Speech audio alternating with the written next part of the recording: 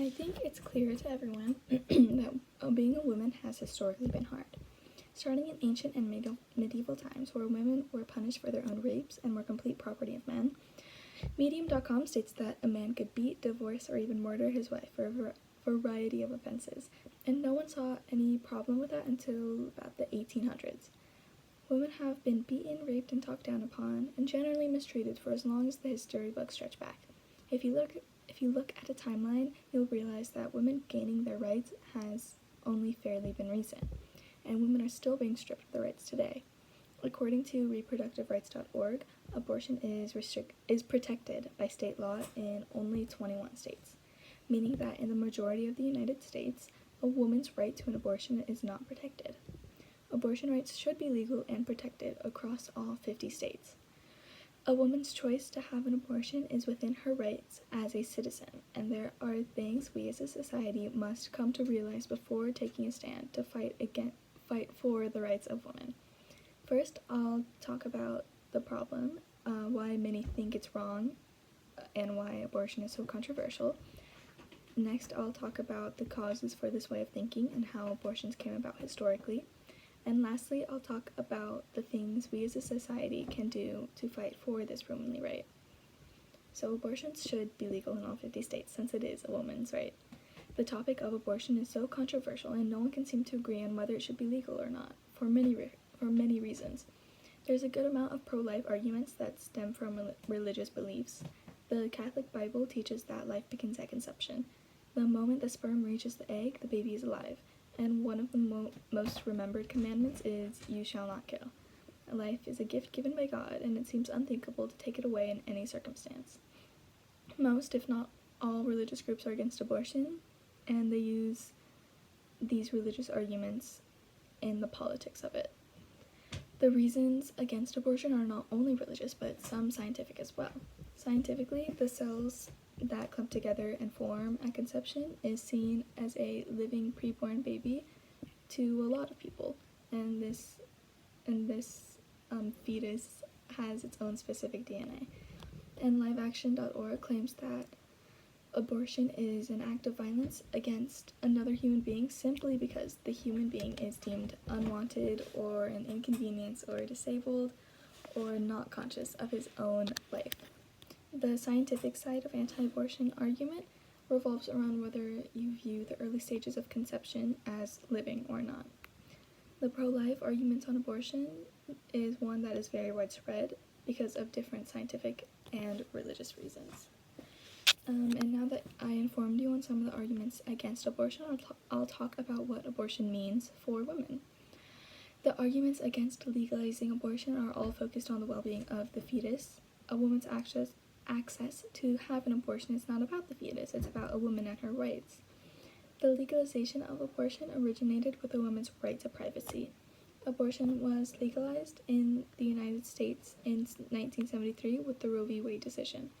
According to dailyhistory.org, the Roe decision gave women autonomy over their pregnancies during the first trimester and allowed for the states to regulate or restrict abortions during the second and third trimester. This was something women fought for years, and with this decision, women were liberated with the ability to choose what to do with their own bodies. It stood for women's independence and equality. Recently, Roe v. Wade was overturned. The overturning of Roe v. Wade was something that had been argued since it was first passed. It's widely believed that this decision should have never been made because it clashes with the Constitution. In some states, the overturning declared that no abortion should be done in any circumstance without approval. This put many women's lives at risk since conditions like ectopic pregnancies require abortions as a life-saving procedure.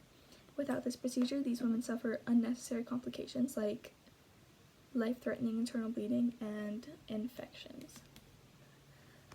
Additionally, during the midterm elections this year, abortion was on the ballot in 5 states. It was in 3 of those 5 states where the right to abortion was added to the state's constitution, and the other 2 against restricting abortion access. According to CNET.com, voters rejected changing the state's constitutions to say it did not include a right to terminate a pregnancy. According to thehill.com, California voted that the state cannot interfere with an individual's reproductive freedom.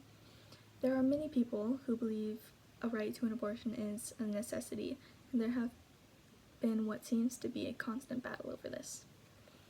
And now that you know why abortion is so controversial and what this right to an abortion means in respect to a woman's freedom, I'll talk about what we as a society can do to try and keep this as a right and why we should.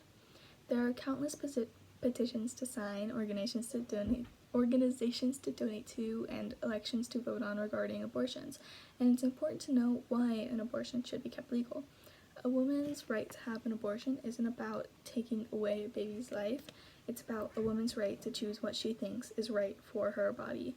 A woman should be able to freely choose whether she wants to put her baby up for adoption, whether she's ready to keep her own baby and raise it as her own, or if she doesn't want to go through with the physical and mental tolls of carrying and birthing a child. Not to mention how a woman should have fast access to a doctor who can legally perform abortions in a life-saving situation for the mother. Abortion access should be a right to women all across the country. To keep abortions legal, people need to physically put out an effort in showing their support. This could be done with elections, and I'm certain will be held in the future. Since the midterm elections this year have already passed, it's easy to find an organization to donate to or petition to sign for this cause. Abortions are part of a woman's right to her own body. If we don't do anything about keeping it legal, oh my gosh, this right will be taken away.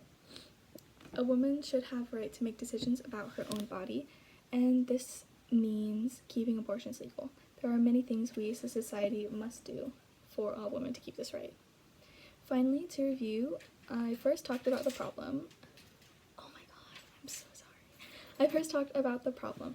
I talked about how most anti-abortion arguments are in reference to the unborn baby, and I talked about how these arguments are both scientific and religious. Then I talked about how abortion was first legalized and how it liberated women. Abortion gave women autonomy over their own bodies and a right to make their own choices. I also talked about how recently it was taken away once again. Finally, I talked about why it's important to keep abortion legal for the sake of women and their freedom. I mentioned ways we can continue to fight for this right.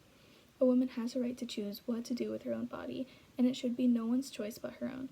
This should be a right that's protected nationally, and we have to fight for this right as much as we can. The right to an abortion has been a very relevant topic, especially lately, and if it's not kept legal, it'll be a huge step backwards in women's liberation. Life for women has been historically difficult, and it still is. The choice to have an abortion is within a woman's right, and keeping this choice legal would make the life of a woman immensely easier, as it should be. Thank you.